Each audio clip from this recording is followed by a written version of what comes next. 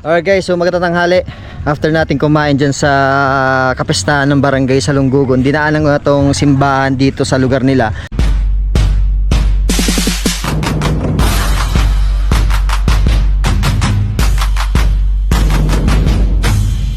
So actually, itong simbahan na ito, na-vlog ko na. Hindi ko lang alam kung ilang taon nang nakakalipas, pero kung makikita nyo ito yun, no?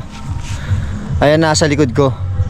So pinaliparan ko na yung drone, makikita nyo yung buong view ng simbahan na to.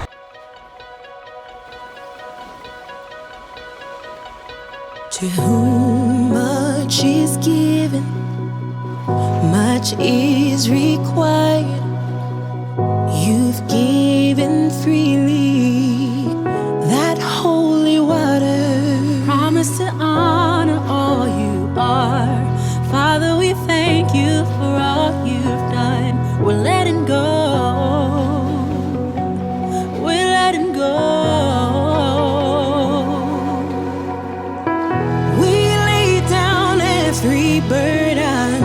We know you will sustain. So we will praise you 'cause you're worthy. Kinuhaan din natin ng photos para at least yung mga wala dito sa barangay na to, makita nyo yung simbahan nyo dito sa barangay sa Lunggugon. So itong area, napakalawak. So ito yung main entrance ng simbahan. Ayan, oh. Ito yung mismong simbahan.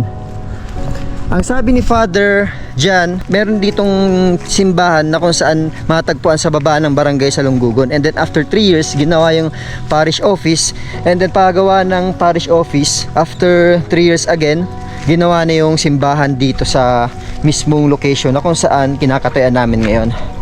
So ang dati daw na kura paroko dito is si Father Ruben Buena. Grabe, no? Ito yung hagdan na kung saan pag akit dyan, yan yung main door ng simbahan na to. Grabe, nasa hagdan pa, oh. Tapos ito naman yung nasa bandang kanan ko, isang malawak na lupain. Ayan, oh. Napaka-presko dito sa lugar na to. Grabe. At dito naman sa kaliwa ko, ito yun. Yun siguro dating tuntunan yan, kaso problema, wala na din apakan. Pwedeng nasira or pwedeng ginagawa pa lamang. Pero dito, itong pinakamaganda dito, ito yung main door ng simbahan na to. Nag-vlog kami dito kaso ang problema, sarado yung simbahan natin. Ang pangalan ng simbahan na ito ay Our Lady of Salvation Parish Church. Dito lang sa barangay sa Lunggugon, Minalaba, Camarines Sur. Hiningal ako pag akyat sa hagdan. Ito yung gilid. Inaayos pa. Actually kasi pumunta ako dito sa Minalabak at na-vlog ko to. Sarado yung simbahan kaya hindi tayo nakapasok. Ngayon, kapistahan, nakausap ko si Father Jan Gabon. Sabi niya, pwede daw akong pumasok sa loob ng simbahan. Kaya makikita natin to. Yung mga nakapanood ng vlog ko dito simbahan na to nabitin. Kasi sabi nila, boss, ba't din nyo pinasok yung simbahan? Kaso problema kasi noon, sarado nga. Ngayon, nabigyan tayo ng pagkakataon para pasukin ang simbahan na to. Hindi ko lang alam kung saan ang daan. Sarado yung main door, sarado din yung gilid ng pintuan. Pero doon sa unahan meron. Kaso lang kailangan natin bumaba ng hagdan. Sabi yun, no? Dito nyo makikita. Yun yung main gate ng simbahan. Dito kayo dadaan sa may hagdan na to. And then pagdating nyo dito, ito na yung main door ng simbahan. Maliit lamang na simbahan pero alam nyo ito yung pinaka sagradong lugar dito sa Lunggugon, Minalaba, Camarines Sur. Kasi ito yung tanging simbahan nila dito sa barangay na to. Yung kapilya sa baba ng Lunggugon, yun yung dating main parish ng simbahan. Kaso lang after 3 years, tinayo na tong simbahan na to. Medyo matagal na rin, 1980s itong simbahan na to. Kasama ko yung si Ali. Papasukin natin simbahan Biba para at least makita ng mga taga-subaybay natin ng simbahan na to. Kaso lang mapapala yung daan natin. Dito tayo dadaan sa may, ayan, lupang yan, papunta doon sa taas. Doon kasi nakapark yung motor namin sa unahan.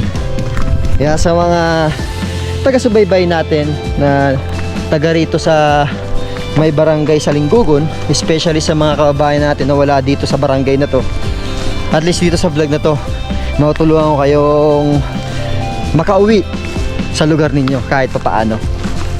Dahil sa sa pamamagitan ng vlog na to.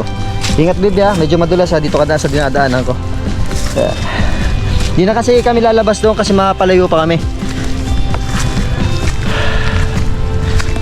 Hinihingal ako kasi mga elevated ang lugar dito. Ito yung area. So may mga cross na kasi malapit na yung Quaresma. At ito yung mismo simbahan, no?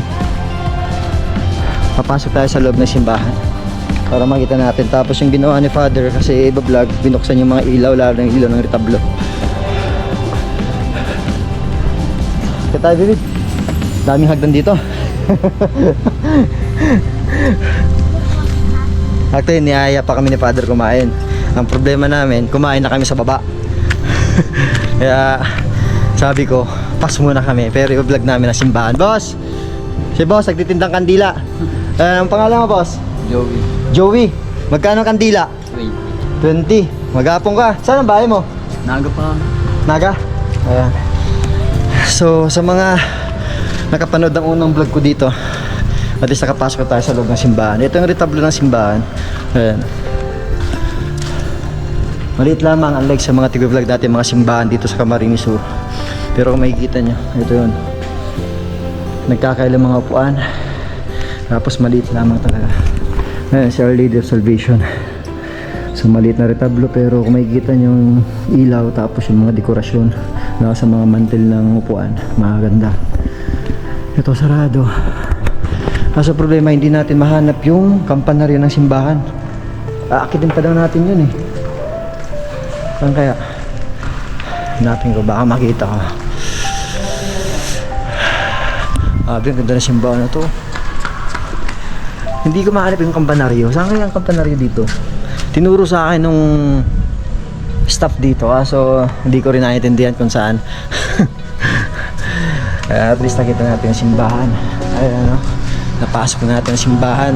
Our Lady of Salvation Parish Church dito sa Barangay Salinggugon, Minalabak, Camarines Sur. Pakita natin yung choir area. Dito yung choir area.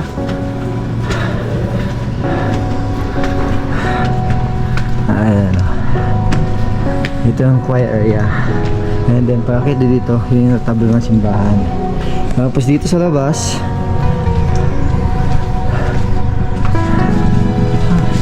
kadalasan kasi ang kampanero ng simbahan ay nandito sa taas. Baka nandito nga. Kasi may nakikita ko ditong lubid. Ayun, oh. Ayun, yun yung kampanaryo. Ayun, yung pana. Pag inila to, tutunog yan. Bibi, mahulog ka. Ayan, oh. So hindi ko na siya akadin kasi walang daan. Baka mahulog pa tayo. Ayun. After nito, uwi na kami ng Naga.